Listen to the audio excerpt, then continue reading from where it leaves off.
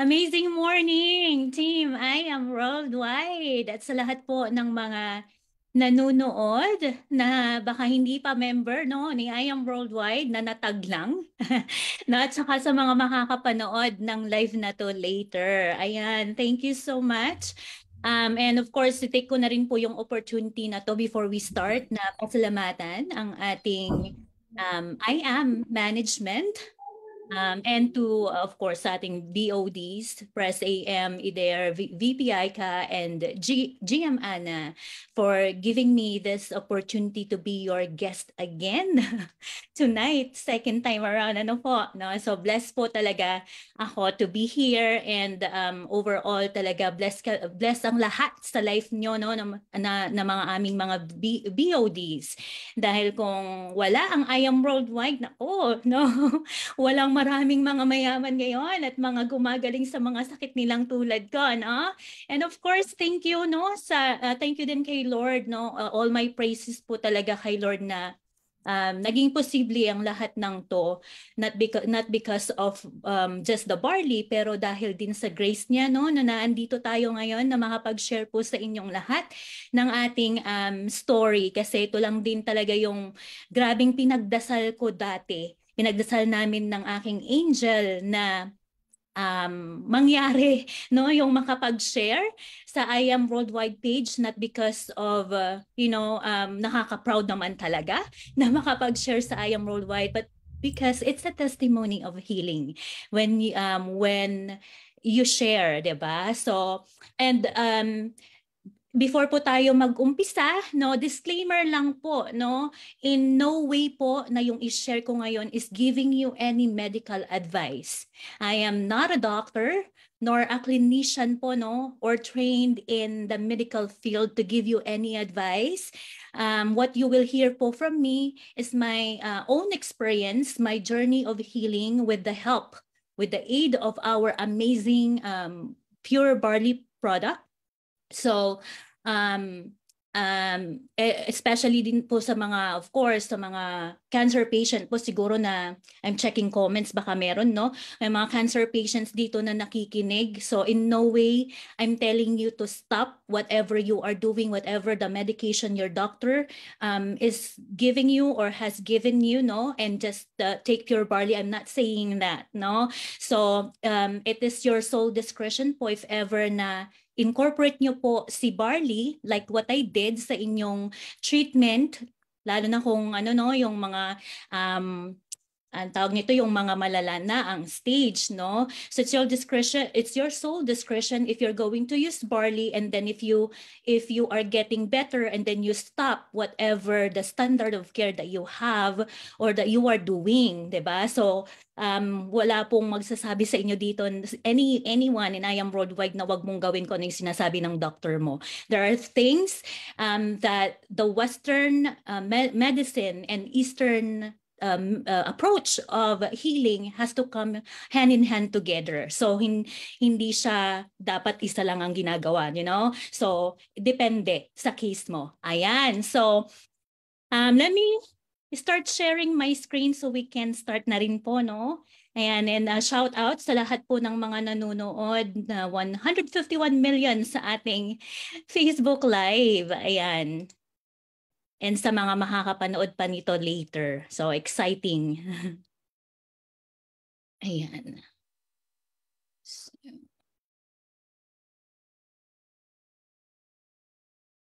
Ayan. So, again, my name po is Andrea Barrera. I'm the founder po of Team Absolute Faith Worldwide. Ayan, tumitingin ako sa isang screen just in case may mga comments kayo and I could read it. Ayan. Founder of Team Absolute Faith Worldwide, and yes po, one of the Sapphire Elite Executive na rin po ng ating company. And doing the business part-time. So before we go on proceed with the healing journey, yung ikukwento ko sa inyo today, let me give you a little bit of background of myself para makilala naman niyo po ako ng konti. So ako po ay tubong Pangasinan. laki po sa hirap, was given the opportunity to be able to go to a good school. I studied at the University of the Philippines, Baguio, and took up Bachelor of Arts in Social Sciences, major in Social Anthropology, minor in History. It is a weird course, I know. Baka yung iba hindi pa narinig if hindi sila galing ng UP system or walang kursong ganito sa ibang university. But then, for me, I took the opportunity talaga na kahit na hindi siya yung weird na course, 'di ba? Yun po yung kinuha nating course para lang po nung magkaroon tayo ng, kumbaga sabi nila, 'di ba, graduate or nag-aral ka sa isang magandang university para makalagpak ka or lumagpak ka, I mean to say, lumagpak ka sa magandang trabaho. But then, hindi po natin nalinya or nilinya kung ano po yung kursong kinuha natin nung tayo po ay nag-aral sa kolehiyo. Ang ginawa ko po, nag-call center. Ayan. So, sa mga bayaning po yan dyan, hello, hello. Ayan. So, nag-call center po ako dyan, sabi nga ni Mentor Lay kanina, about 6 years. So, diba? So, nagpakabayaning po yat ng ganun katagal before po tayo nag-migrate dito sa US. So that's where I met po yung aking mga angel mentor sa negosyo, and very blessed and thankful that I did. Na siguro kung hindi po ako nag-call center noon, hindi ko po sila nakilala, wala din po ang mentor Andrea sa I Am Worldwide. No? So iba siguro yung nilinya ko ngayon. Ayan. So ayan, dumadami na tayo, 167 million, padamihin pa natin, no, yung mga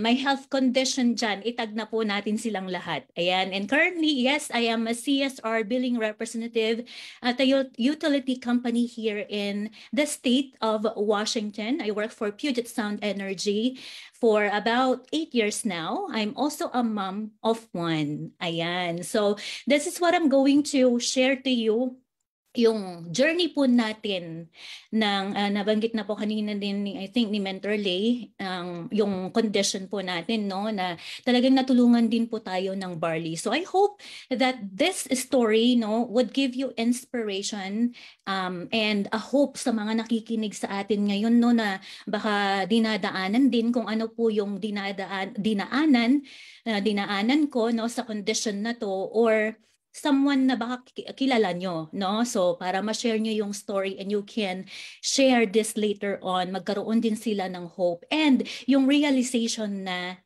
we need to really prioritize our health. Kasi tama nga yung sabi nila, aanhin po natin yung yaman, no, kung wala naman yung health natin para ma-enjoy natin siya, 'di ba?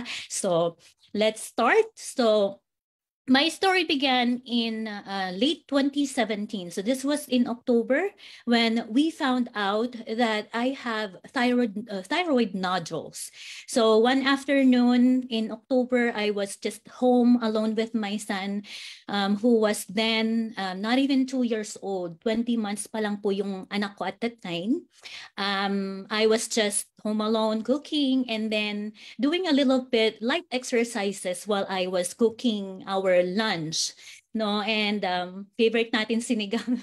No, okay, nagluluto ako at that time, and then with my doing exercising, medyo yung pagka, I don't know kung na ano ko lang, na stretch ko lang siguro ng yung bagya yung neck ko, nag-pop. I heard it pop, and then that afternoon, parang yung nahilo ako after that, na nag-stretch ako, na nag-pop. Sabi ko, this is not something na normal mangyari, na nag-exercise lang and then all of a sudden nahilo, na parang masusuka ako.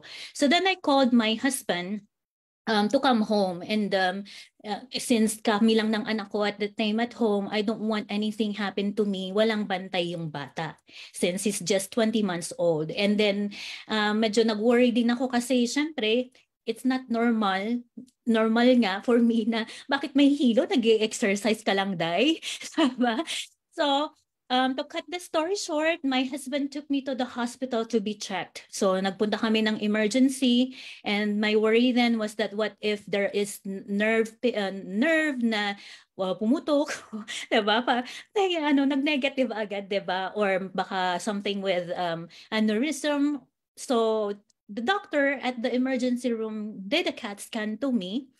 And sabi niya, you can probably read naman here, okay naman daw, wala namang aneurysm, wala namang nerve, etc. na pumutok. So everything was fine in that. But then he saw sa scan na merong nodule on the left side of my thyroid. It's 1.5 cm. So medyo malaki na. Kaya visible na siya sa CAT scan. So that was way back in October, and I was just 31 years old. So I didn't know na I was already a walking cancer patient. Walking time bomb dapat sasabihin ko, no? Walking cancer patient. So after that, I was referred to my primary care physician. So since sabi doon sa comment, it's non-urgent matter naman. So ako naman is, even if may parang inkling na ako na what if this is cancer, so, 'di ba? Ang naisip ng isang tao pagka na-diagnose na mayroong bukol, I don't know why, but naiisip agad ng tao na, what if this is cancer, 'di ba? So ako naman medyo at the back of my mind I had that, but since sabi nung sa emergency comment, doctor comment was that, oh, it's non-urgent matter. Ako po nag-antay ng 2 months. So I downplayed it. I waited for 2 months before I consult with my primary care physician. So I did that in December. So December of 2017. So my primary care physician did more tests. She ordered an ultrasound for me at the time, and then followed by, of course, biopsy, kasi pag bukol, gusto of course ng doctor malaman and make sure that it's not cancer or that it's not malignant. So I did that. She also ran thyroid test on me and x-ray just to check, and that ultrasound confirmed everything na alam ko na, at sinabi ng doctor na merong tumor, merong nodule. So I was sent for biopsy. I did this after the holiday na. So ginawa ko to January of 2018 kasi ang nasa isip ko po at that time, if ever it is cancer, at least I still have the holiday to enjoy naman with my family. I could eat good food kasi I know when you are diagnosed with cancer and you go through treatment, 'di ba? Hindi ka mawawalan ka na ng ganang kumain. And of course, it's holiday season naman, Day. Bigyan mo naman ng ng peace yung family mo and yung sarili mo, just in case naman na it's bad news. So at least you have the holiday to enjoy with your family. Ayan. So January 9, 2018, nung nalaman po natin, nung tumawag ang doctor and says na cancer nga. Diba? So, grabe, no? 31 years old at that. Diba? Napakabata ko pa para magkaroon ng cancer, sabi ko, right? So anyone would probably shock, ma-shock din. And that's how I felt. No, na-shock ako. Although kahit na parang may inkling na, it's still shocking to realize and to know na meron kang cancer. Kasi when you are diagnosed with cancer, ang mamamatay na yata ako, 'di ba? So para kang sinakluban ng langit at lupa. Ayan. So it was confirmed na it is cancer, yung left thyroid. By the way, with the ultrasound na ginawa, ang nakita is bilateral nodule na. So hindi na lang left side, meron na rin pala sa right side. Although it's smaller than the left. So baka kaya hindi siya nag-pop up sa sa CAT scan, hindi siya na-detect because it's smaller.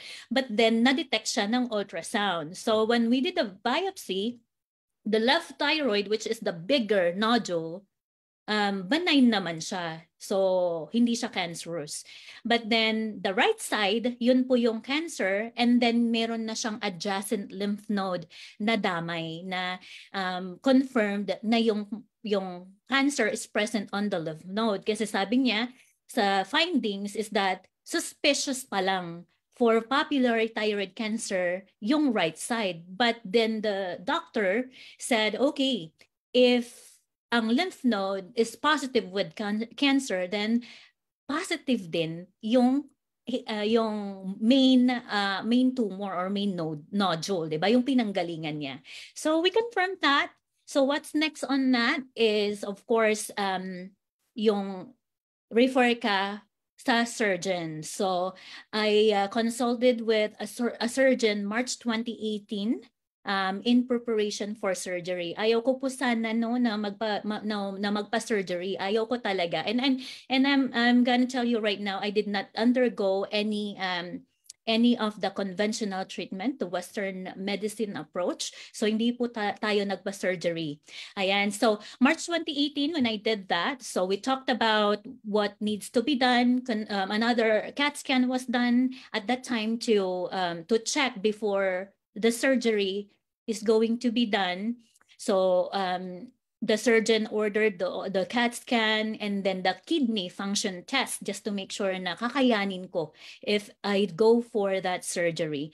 But matigas po yung ulo ko, hindi naman po dahil sa takot po akong magpa-surgery, but then I weigh the consequences at that time kasi when the surgeon told me after ng, siyempre of course conversation, ang dami kong questions, inask ko, ano yung magiging effect, long-term effect nito pag ginawa ko with my voice, since I work as a customer service representative and talk to a lot of people. Yung boses ko po ang puhunan ko, kumbaga parang at that time before I am ito so at that time bread and butter ko po ang work ko, diba? So I couldn't do my job if I don't have my voice, diba? So how would I be able to talk to people, explain things, explain to them their bills, call people when they are about to be disconnected and collect money from them, diba? So the doctor cannot assure me na hindi mawawalan ng boses ang mentor Andrea, and the voice will not be impaired for life. Siguro naman, I understand kasi probably no doctor naman in their right mind would assure na isa-surgery niya under the knife ang isang patient and would assure the patient na walang mangyayaring aksidente, mishap na mangyayari. That's why merong waiver na sinasign ang isang pasyente when they undergo any procedure. Diba? So hindi niya ma-assure. So ako naman, in my diba, nagdasal tayo, humingi ng wisdom kay Lord kung ano yung gagawin natin. With that scheduled surgery, kinancel po natin yan ng April 2018, diba? The guts. The guts of Mentor Andrea na huwag magpa-surgery, no? So I defied my doctor's order to do the surgery. So ang ginawa po natin, I chose to heal naturally, and this is inspired by my mom also. Kasi ang nanay ko po, a cancer survivor, breast cancer stage 2. And at the time when my mom, that was way back in 2012, when my mom was battling cancer, I did the research for her. Mahilig po kasi akong magbasa about natural stuff, about healing to the body. And I didn't know that I was preparing myself, I guess. That it is, that down the road, ako din pala yung matadiagnose naman, Lord. Diba? Pero hindi natin sinisisi si Lord, diba? Everything happens for a reason, diba? And thankful tayo, grateful for the experience, no? Bad experience man siya para sa iba, and for me, no, kasi hindi siya biro but it happens. So yun. So inspired by mom po yung reason kung bakit po tayo nag-no sa surgery and chose to do a different path. I sought a naturopath doctor to help me with my healing. since ako po ay hindi fan ng synthetic medicine, I believe in the capacity of our body to heal itself, given what it needs to heal, no?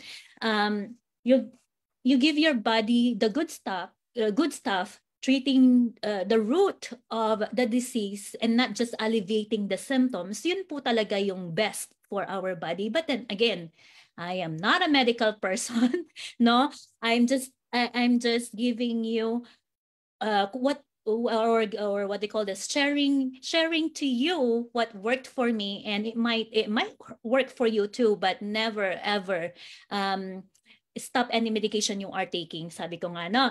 Ayan, so I hope that we are clear on that, no, mga mentors, and yung sa mga po mga invites or antong ito, mga hindi pa natin member na nakikinig, no?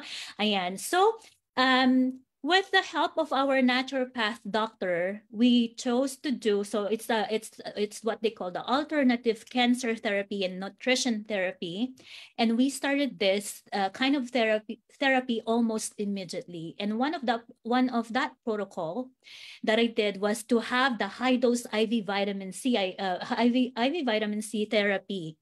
So vitamin C, when it's given in high doses, is healing to the body, especially sa cancer. It fights cancer, and there's a lot of studies on the internet and reliable sources, researchers, doctors that can vouch to this. Naturopath doctor. If you're going to probably ask the conventional doctor, they will not believe in the healing of healing capacity, or tama ba yung term ko? Basta yun na yun, no? Healing capacity ng vitamin C. But one of the research done by a renowned doctor and researcher, Dr. Linus Pauling, talks about vitamin C. So we did that, and thankfully my naturopath doctor is well aware of high dose IV vitamin C combined with oxygen therapy, or what we call here hyperbaric oxygen therapy, where they put you in a tube and then you just breathe. It's a machine, nahihigaan mo lang, and you breathe pure oxygen. So I did that to help me fight the cancer. And this was me on that this is a picture of me on that day when I had the biopsy, na ang sakit-sakit ng liig ko. Tusukin ka ba naman, no, sa liig? So we did that. So with the alternative cancer therapy po na ginawa natin, it was very expensive. I spent $500 weekly para po magpa-infuse ng IV vitamin C. And on top of that, meron pang mga supplements, cancer-fighting supplements, na pinapatake ang doktor po sa atin at that time. So, ang laki pong ginagastos. So, kalain mo, no, talagang nakakabankrupt po yung magkasakit talaga, no? So, it's not something to be taken lightly. So, maswerte ka kung malusog ka pa ngayon, no? Wala ka pang sakit. So, you have to really take care of yourself. So, this was me having that infusion. Nakaupo ako doon, no? Naisipan ko lang na picturean yung sarili ko, no? So, nagumpisa na po tayong mga yayat dyan. Kasi, aside from that, yung part of the protocol din ng doctor for me is yung mga daming bawal, no? So I was put on a vegan diet, and more of it actually is raw diet. So here is, i-post ko lang to saglit, no? So here is a part of that protocol po na ginawa po namin. I hope this is clear on your side, no? This is the part of the nutrition protocol na, and supplements. So if you can see, I juice a lot. So one of the protocol is to juice a fresh juice. So fresh green juice and carrot apple juice. So alternating that every day. Literal po na nakatira po ako sa kitchen. Kasi every hour I have to juice, and every hour there are these supplements po na kailangan kong i-take, no? Every day. So, I'm not kidding if I tell you na every day I take about 30 capsules, 30 tablets, 30 supplements just to help me with my cancer journey. Diba? So I followed that protocol for a very long time, faithfully. No, so I started it 2018 and then later part of 2018 and then 2019, 2020 ginagawa po natin yan. So tagal, no? But with all of these that I'm doing, grabe po no, yung cancer marker po natin, no, all over the place.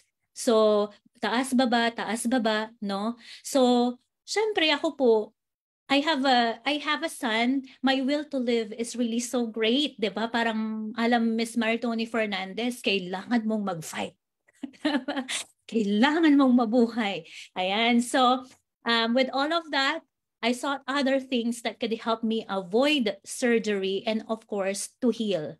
So since surgery is just really my last resort at that time, I told my doctor, and my doctor knew about the RGCC test. So this test is done in Greece. So I added this in the protocol, and this is not covered by insurance po dito sa United States. It's all out of pocket.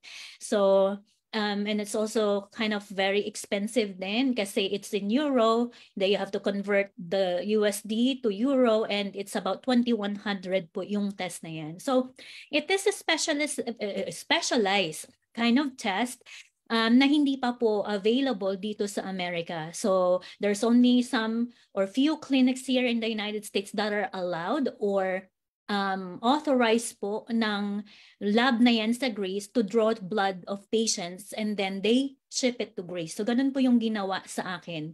I had my blood draw done in San Francisco, California. That's the closest to me, being in Washington State. And then they sent my blood from the clinic in San Francisco to Greece and tested my blood with not just to test my blood with cancer-fighting agents, nutrients or supplements, but also in-depth analysis of my genes, no? And so we did that. We found out. So ito yon pala. I have the screenshot. So I did this March of 2020. Ano ba? So we tested this just so I have a personalized approach sa healing ko. No, I have higher chances, sabi ng doctor ko. No, I have higher chances of getting better. So I did that. So we tested, if you can see here, if that is clear to you, some of the supplements nag-flag na it could work for me. Na it gives me higher chances to heal. Also tested with they call alkylating agents or chemo drugs.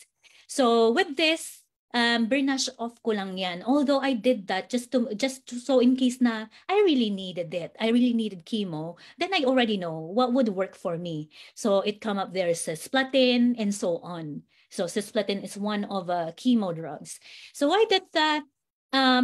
But since ayoko pong magpa-chemo, ang finalo lang po namin dito na protocol is all of the supplements, natural supplements na makakatulong sa akin. And with that, also with this test comes with measuring your circulating tumor cell. So kung so meron po dito mga may background in medicine, may mga nurses tayo, probably doctor, they would know what this is, yung circulating tumor cell. So this means that tested ito sa blood mo na if you have cancer and yung mother cell mananganak, yung daughter cell niya lumalangoy sa entire body mo, sa blood mo. So it separates, the daughter cell separates from the mother cell. Then that's what circulates as the tumor cell all around your body in your blood. So they can test if or they can measure kumbaga kung gaano ka nakalala from that, diba? So with this, when it was tested, it says that I had 2 So this take note then po of the date, March 2020. So 2.8 cells per ml of blood. O, diba? Ang cut-off, it has to be less than 5 cells per ml. So thank you.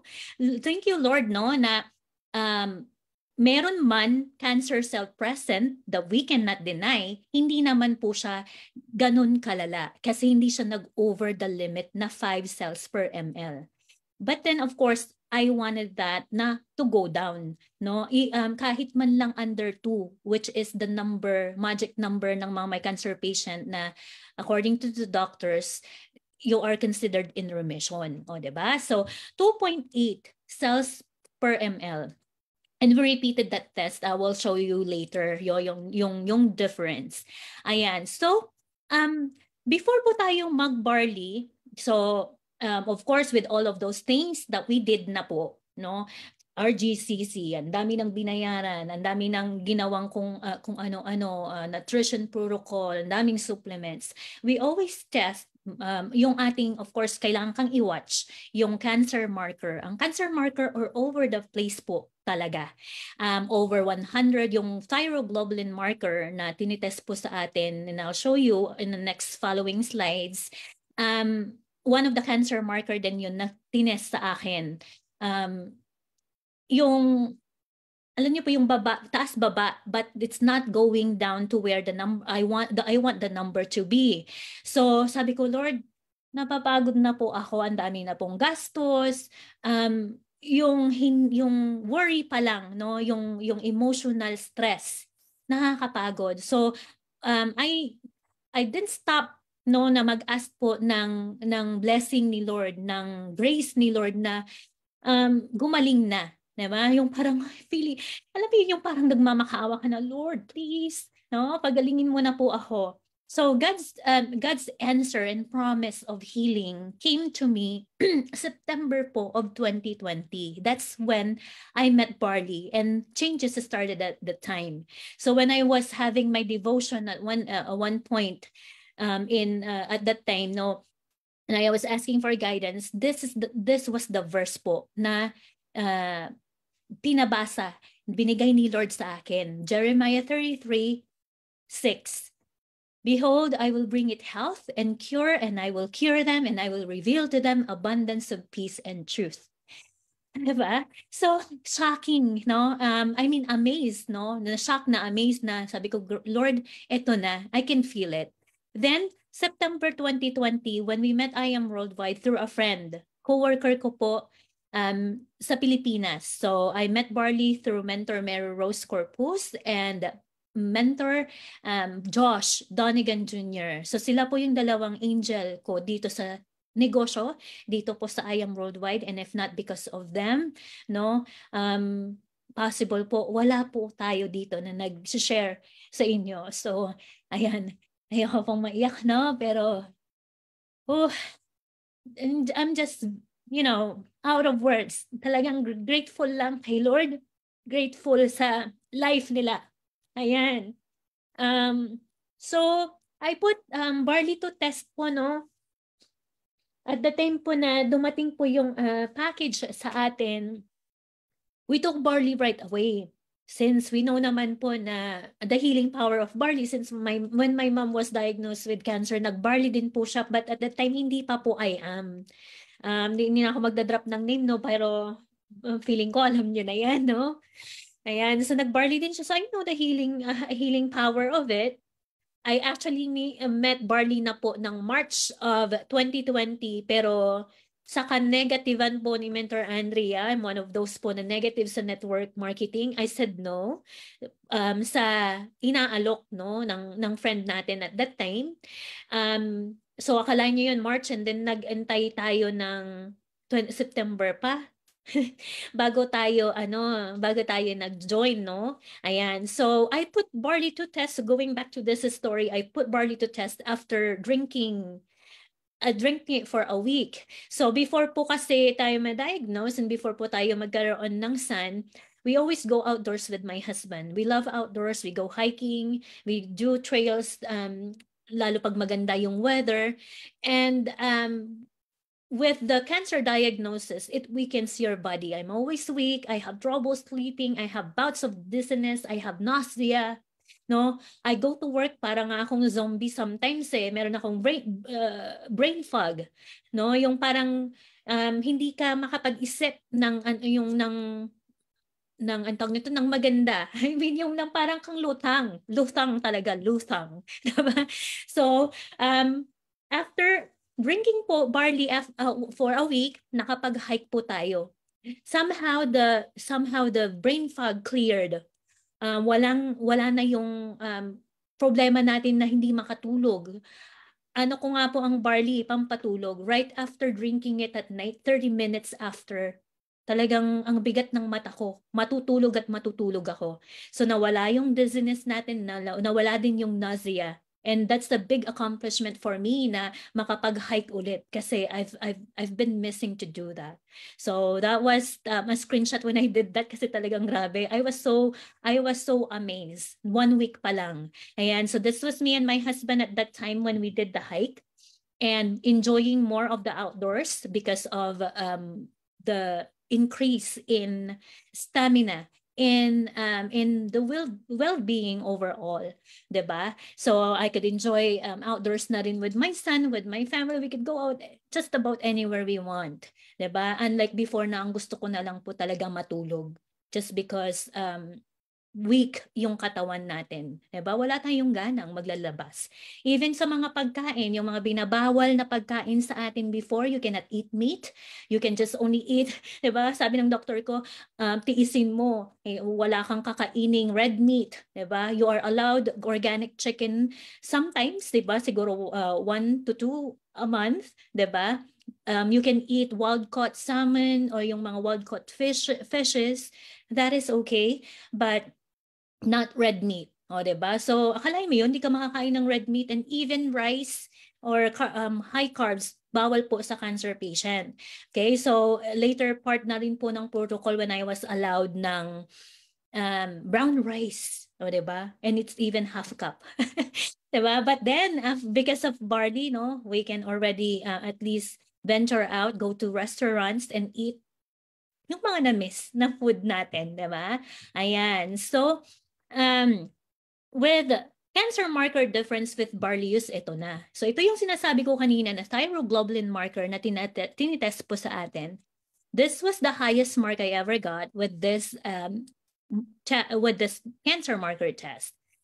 126. Before barley po, naglalaro yan 126 to 110, 105. Never bumaba ng 100. So ganun siya, gumaganon lang. So, alam niyo yun, nakaka-frustrate, no? Na i-watch yung numbers na yan with everything that you are already spending, with everything that you are already doing just to prolong your life.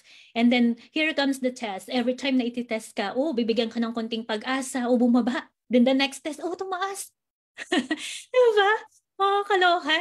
Ayan, so 126, and then we repeated this test just very recently. So itong pinapakita ko sa inyo is just recent test na po para kung i-screenshots ko po lahat yan, ako siguro hindi na po tayo matatapos today, baka bukas na sa dami ng test na yan na ginagawa 3 to 6 months sa akin. So May 2022 when I repeated thyroglobulin test, and it was the very first time that it went down to 97, 'di ba? Sabi ko, pati bumaba ng 102, and ngayon bumaba May. Sabi ko, wow. Diba? So, hindi ako masyadong nag-rely dyan. Since I know na yung number ko, erratic siya. Sabi ko, sana next, talagang na siya, trending down. Okay? So, ayan. So, 97.3. We repeated the OncoTrace or yung RGCC test again to measure yung ating CTC, circulating tumor cell. And with that, also, before, ito, mapapansin nyo, before yung mga markers na na-test po sa atin, they were positive. But because of barley, they started going into the negative. So, ang dami ng marker test dyan na positive before, negative na ngayon. Some of it says diminish. That means to say diminish, nag-start na siya, yung cell mo, nag-start na siya to turn into negative, which is good thing for a cancer patient. O diba? So some of it are still showing positive, nanog and everything. Hindi ko na po yan ma-explain sa inyo yung mga medical terms, no? But then, ang after ko lang dyan, concern ko dyan is yung CTC talaga. So I know this is good thing for me that all of that are showing a good impact na nagtuturn na siya into negative, but I wanted the CTC to really go down to below 2. So when we repeated this test, 2.4, so says there the concentration of the cells was isolated 2.4 per ml. Okay, and all cancer types other than those listed above should be less than 5 cells per ml. So other than the breast cancer, the prostate cancer, sarcoma, colon cancer, lung cancer, dapat daw ang CTC count ko is less than 5 cells, like I mentioned earlier. Because if it's over 5, then that means to say that the cancer is progressing, and I'm not responding to anything that I am doing. If nagpapakimo ka sa treatment, hindi ka nagre-respond if your limit is over 5 sa case ko. All right. So, but then since I am not doing any Western standard care of chemo, of radiation, di din tayo nagpa-surgery, I'm already considered blessed na with all the supplements I'm taking along with barley, yung number natin is below the limit. Thank you, God. Praise God talaga, diba? Ayan. So, with that, okay?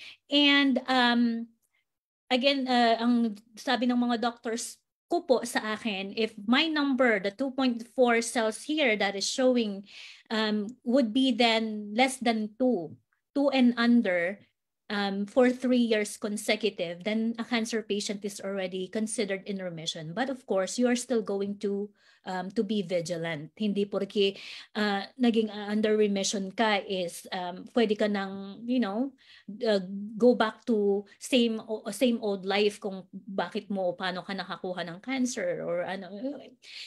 It's not just lifestyle, of course genes is there, 'di ba? Pero mas malaki yung role daw ng cancer is yung lifestyle, yung your emotions, stress and everything. Ayan, so under 2 cells for 3 years you are considered in remission. So malapit na tayo diyan. Yan yung goal natin, diba? Now, September 2022, I repeated the thyroglobulin testing, yung I think hindi ko siya na-explain, no? Thyroglobulin marker is the only marker a thyroid cancer patient can be tested with. So ano siya, so kung sa breast cancer meron silang tawag na breast CA, and then sa lung iba din yung term nila for cancer marker. Sa thyroid, thyroglobulin ang tawag. So I was tested with that, and grabe, no? If you noticed, kanina 97, nag-down siya into 64. Ang laki ng jump.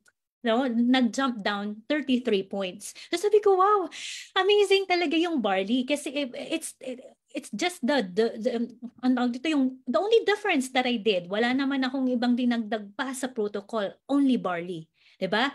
So next test schedule po natin nito is March of 2023, so next month. So hindi lang siya umabot, no, na na-invite tayo dito, na wala tayong most recent, but I'm very positive. Sabi ng doctor ko, you listen to your body. If you're feeling good, if you're not in pain or not, basically you are well. You feel well. I'm pretty sure that this test that we are gonna be doing, normal na yan.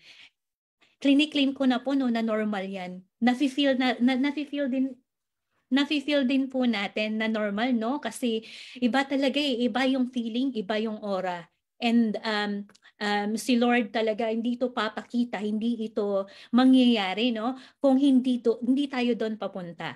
Ayan. So, I will show you some of the pictures, no? And this is a proof of what cancer can do to someone, to the body, no? Cancer disrupts your life, diba? So, this was me that day po na ultrasound tayo with our primary care doctor. So, gandang-ganda pa sa sarili, no? And then, uuwi pala ng luhaan. Ayan. And this was me naman po, kasagsagan na ng battle natin ng cancer. This was the picture of me and my mom when we went to San Francisco to have that RGC testing blood draw done. So, kalain mo yun, no? Diba? Kayo na yung mag-judge, no? Sa lahat ng mga nanonood natin ngayon, no? Sinong mas matanda sa amin ng mom ko? Parang ako po yung mas matanda, parang ako po yung nanay niya, di ba? So grabe lang, no? Nakakaiyak yung ginawa ng cancer sa atin.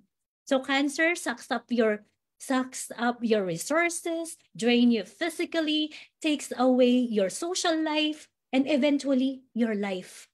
If you are not lucky, if you're not blessed to be able to fight through it. So it's true, no, that you will never know the value of your health until you lose it. Diba? Yun po yung na-realize natin. So I'm sharing you my journey na sana ma-realize nyo din po, no, na pangalagaan po natin yung health natin as early as now. Lalo kung wala ka pang sakit, no?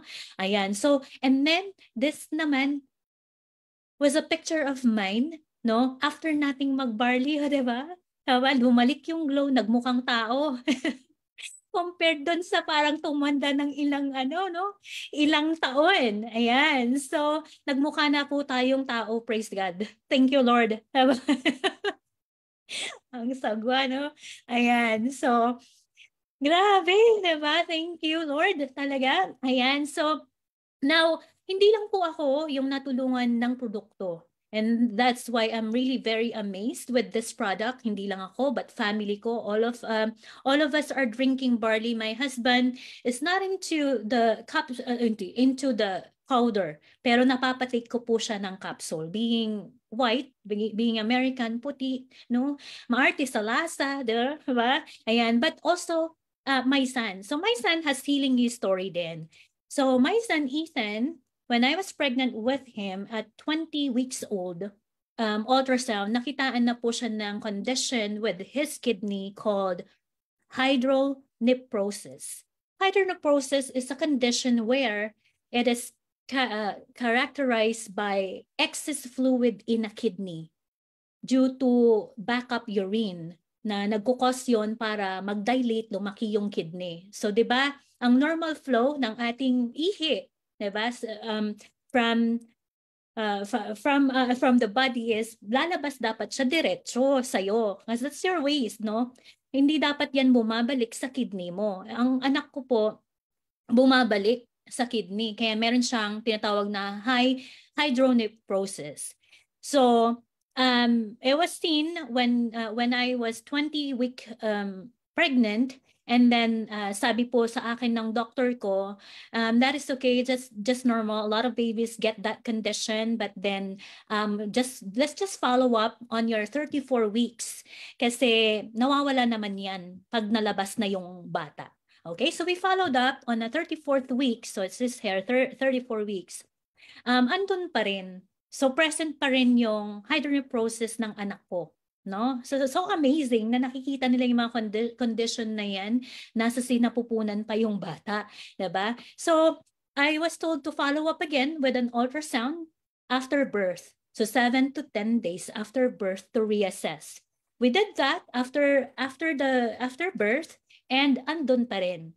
So one of the kidney is okay, no hydronephrosis on the right. So it says there no hydronephrosis on the right, but then meron pa rin siya sa left. Okay, so we keep following up, right? Winatch po namin yan, and since nakalabas na po ang bata, and once you have this condition, you are prone to UTI, no? So kailangan i-watch yan kasi kung hindi, no, once po ang anak ko nag-spike ng fever na above 101 degrees Fahrenheit. Oh, Fahrenheit kasi dito, no. I don't know kung ano na po yan sa Celsius, no. So, pag nag-fever po siya, kailangan po namin siyang i-rush sa emergency to have urinalysis done. Kasi it can be ano meron siyang UTI, and if napabayaan magkaroon siya ng sepsis. Sepsis is yung parang malala na yun na kondisyon, no, na maho-hospital ka na talaga, sepsis. So, ang anak ko po is under antibiotic since birth. Hindi ko ma-pronounce. Prophylaxis antibiotics. So, para lang ma-avoid yon. So, everyday yan binibigyan yung bata. So, grabe, no? May kidney condition na nga, bibigyan pa ng antibiotics. But then, you really have to do it because if hindi naman, di ba, ang ano natin is mag-UTI naman yung bata. So kawawa din yung kidney niya. So magkaroon ng scarring and all that since merong nagba-backup na urine. Ayan. So we did what we call the VCUG test sa anak ko since hindi siya nagre-resolve, no? So we did the VCUG is called voiding cystourethropy. Pasensya na mga mens, no? Voiding cystourethropy procedure. Yung antag na, natatawa ko kasi nabubulol ako, no? So, yung ano na yan, ang condition na yan is, or ang procedure na yan, ika-catheter nila yung bata. They will fill up the bladder with saline, water, and meron siyang dye na parang tracer. So, para pagka in-scan yung ano niya, kidney and yung bladder niya, they would see if yung urine is lumalabas lahat or bumabalik. So with that test, confirmed, so that was July 2016, so ilang buwan pa lang yung bata. Diba?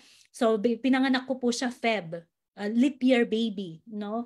So July, ginawa yung test na yan, confirmed na may VUR ang bata. So VUR is a condition, a vesico-urethral reflux, wherein yung kidney nga, yung urine nagba-backward po sa kidney niya. So urine flows backward from the bladder to one or both of the ureters and sometimes to the kidneys, and sa case ng son ko po, sa kidney siya, hindi lang sa ureter, sa kidney po siya bumabalik. Ayan, so ginawa yung test na yan, and then because of that was confirmed, we followed up every so often. So kung titingnan nyo yan, no, ang dami. Yung ultrasound after ultrasound. Diba? So para lang makita kung yung kidney niya lumalaki or nag-worsen and all that. So present po yan, yung condition na yan for so long. Okay? So this is the grade of my son's VUR. So grade 1 and grade 3. So both kidneys. So grade 1, bumabalik sa ureter, and then grade 3, bumabalik siya sa kidney. Ayan. So nagda-dilate, dumalaki, no? Ayan. So with that, no, in-start ko po yung anak ko to drink barley then. Started with choco barley for the taste para lang masanay. And then since nakakainom po natin ng barley, gumaya po yung bata na yan. So nakiinom po ng barley and I'm surprised na gusto pala. Diba? So yung mga may anak dito, no, try natin kasi you never know na gusto pala ng anak natin yung lasa, no? So tuwang-tuwa naman po ang mami na umiinom po yung anak natin 1 sachet of barley a day. Ayan. So with that, we followed up po yung kanyang kidney issue with an ultrasound May of 2022. And this is when we got the all clear. Nawala na po yung hydronephrosis and VUR niya on both kidneys. Diba? Thank you, Lord. Praise God. Diba? So, yun palang good news na, no? So, akalain may nag-undergo ako ng cancer treatment and then sinasabayan po ng anak natin na may kidney issue din. So, grabe yung stress. So, yung ma-relieve ka sa isa is hindi ko maano na blessing, no, na talagang super duper blessed. So all clear. So ayan na po yung batang yan, no, nakaka-enjoy na po ng outdoor. Sometimes nagmo-model ng aking acai berry juice. Hindi niya po iniinom since bawal sa bata, pero since gaya-gaya, no, B-sign, ayan, ni-picturean natin kasi gustong-gusto niya nakikita, nagbi-B-sign siya. So, future absolute faith mentor. Ayan. So, enjoys niya na yung outdoor. Ayan. So, I will leave you with this verse po, no? Tapos na po tayo. So, hinaba-haba ng kwento ko. So, when you are going through, ito lang po yung may advice ko, no, so anyone here po na meron pong health condition, especially when it's cancer or anything po na alam niyo po yung mga deadly disease, no? When you are going through valleys of life, remember who is holding you in His right hand. Si Lord po, the God we serve, is a finisher. He does not start something and leave it undone. Always faithful po ang Lord natin. So, John 1:14, He was full of unfailing love and faithfulness. So, sa akin po, sa story ko, no, sa tinagal-tagal po ng fight natin sa cancer, 5 years na po. So, 2023 na. I was diagnosed January. Grabe, akalain mo 5 years, no? Thank you, Lord, sa faithfulness, di ba? So in my story, sa tuwing panghihinaan po ako ng loob, there are moments po talaga na ganun, na panghihinaan ako, feeling ko ang tagal ng healing. Question ko si Lord sometimes, Lord, ang tagal naman. Gusto ko na pong gumaling, no? Alam niyo po yung nagre-remind po sa akin to continue fighting and believing that I will heal fully. Yung story po ng bleeding woman sa Bible, sa New Testament. The story of that bleeding woman, parang relate po ako kasi she suffered for 12 years under the care of maraming many doctors, and spent lahat ng meron siya, all that she had. Pero nothing was better for her. What she had then was her absolute faith. O kaya name po yan ng team ko. Absolute faith. That's all what I had. Absolute faith then. No, nagagaling tayo. She said, if only I can touch Jesus's cloak, I will be healed. And she did, di ba? In that story, ang ganda ng story na yan. Diba? So yan lang po yung pinanghawakan po natin na story, yung faith and yung faith natin kay Lord, na Lord, hindi mo ko dinala dito, no, para natigihin na matigi lang, no. I have my life, I have my family, I have my son, no, 'di ba? So hindi niya tayo i-bless noon, tinest lang talaga tayo, no. Hindi tayo i-bless ni Lord ng life dito sa earth, ng magandang life, and also trials is a part of life na hindi po natin siya hindi po natin kakayanin. Ayan, so I hope, no, I was able to inspire you po with this story, with my journey. Thank you so much po for listening. I am your mentor, Andrea Barrera. To God be all the glory. I am proud agent of hope, and I am worldwide. Thank you so much.